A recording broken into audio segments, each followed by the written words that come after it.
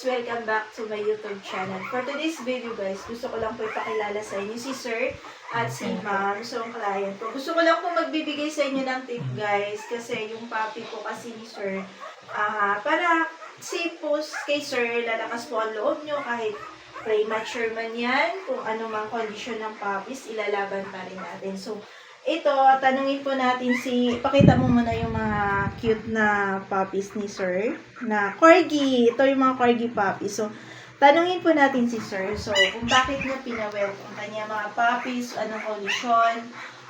Actually, booking si Sir ng katapusan ng March, Sir, and then first week of April. So, napaaga lang yung paglabas ng puppies. So, ikwento na lang po ni Sir, guys. So, ayan. Hello po, good evening po. Ayun po, actually po, nung first breeding po last year po, dapat kami dito. So, sabi po namin, dahil na fully book nga po si ma'am, so, eventually, ayun. Sad to say po, unang breeding namin, medyo hindi po maganda yung nangyari. So, ito po next breeding namin, talaga pong sinet namin talagang dito po. Napaaga po, kasi po dapat po mga March 30 pa po yun. Tapos po, first week po dapat yung due. Napaaga po ng 2 days, so parang ang bilang ko is 57 to 58 days po. So, dinala po namin sa vet, kaagad. Eventually, tinawagan ko po si ma'am. Sabi ko, ma'am, meron po akong premature na mga puppies. Hindi ko po namin alam yung gagawin dahil nga po sa nangyari po before na nalagasan po kami. 9 puppies din po yun. Sad to say po, hindi po sinabi sa amin mga kondisyon na ilabas namin sila. Ilan na lang po yung natira sa amin. Parang po mga 8. And then from 8 lahat po yun. Sabi po, isa lang po yung may sakit o busipon. Lahat po sila. So, yun po yung na-rate kami kayo ma'am last year na dahil fully booked. Kaya po ito sinigurado namin na talaga na po. Dito na po na talaga kami na po. Tapos ayun po, 9 din po yung puppies ngayon po ng breeding.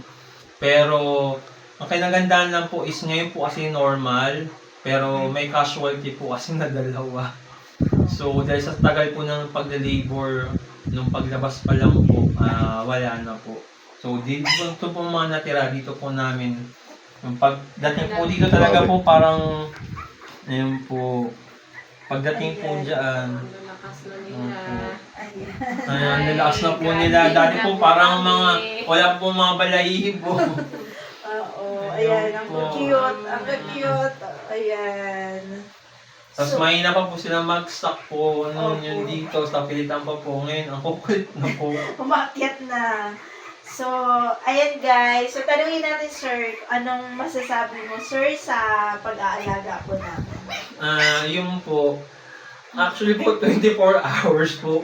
No problem po, pwede po kayong mag-PM, mag-chat. Kahit po tumawag sa cellphone number po nila, active po sila. Kaya po, kung mag-late mo po ng reply, dahil po nga po, sa marami kong ginagawa, pinapadedi pa po yung mga puppies, nililinisan po. Pero kaagad po nagre-reply po sila. Hands-on po ako. Kaya po masabi pag regarding po sa pag-aalaga dahil lahat po, tsaka po isa pong kinagustuhan po namin dito guys. Dito ang papawil. Sasabihin po nila sa inyo lahat po ano yung kondisyon. Kahit po may sakit talaga po sasabihin nila. Yun po isa sa nagustuhan po namin dito kasi po transparent po. Kung may sakit po or wala, sasabihin po nila para po at least yung may-ari po, aware po sila, hindi po yung mabibigla na pagdating dito na sabi ng iba, pera-pera lang dito po, hindi po. Talaga pong yung care po nila sa pag-aalaga po talaga ng mga puppies po talaga binibigay nila, which is yun yung good thing po. Sa una ko pong naunahan po namin, medyo wala po. Dito po, kung ano po talaga yung nangyayari sa puppies nyo, kahit po masama or something, sasabihin po nila. Yun po yung isa sa nagustuhan po namin talaga. Approachable po sila talaga po. So, ayun, Sir, thank you po. Ma'am, thank you po. Thank you, Sir, ha. Thank you po sa pagtitiwala. So, ayun, guys. Thank you for watching. So, sana, guys, tayo, kung premature man yan, paano man yung puppy na, huwag nating susukuan. Ilaban pa rin natin. Kasi, malay natin, ibigay ni Lord sa atin. So, ayan guys, thank you for watching. God bless po. Bye po. Bye po.